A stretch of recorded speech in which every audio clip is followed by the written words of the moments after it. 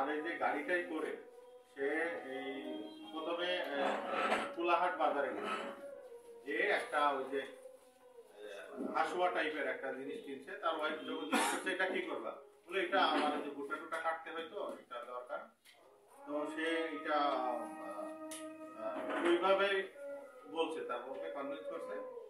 করার পরে যেটা হচ্ছে সে এই কোন এক বাজারে যে, বাজারের নামটা বলতেছি না, 3টা পান নাকি খাওয়াইছে, একটা দুইটা সে একটা খেয়েছে, তারপরে তার বউকে একটা খাওয়াইছে।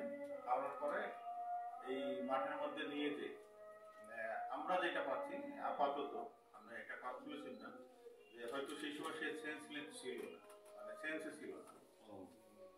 ওই সময় সে নিয়ে যেয়ে প্রথমে পিছনের দিক থেকে সে এই গলার মধ্যে পোস্টটা দেয়, দেওয়ার পরে পড়ে গেলে তখন তাকে উপযুক্ত উপায়ে মাথাটা বিচ্ছিন্ন করে ফেলে।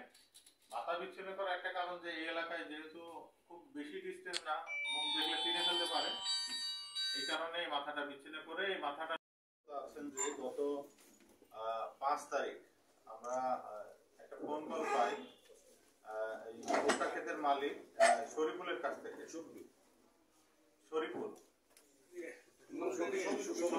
শরীফুলের কাছ থেকে আমরা একটা সদর থানার ওসির কাছে একটা খবর আসে যে তার ভুট্টা ক্ষেতের মধ্যে একটি মস্তকবিহীন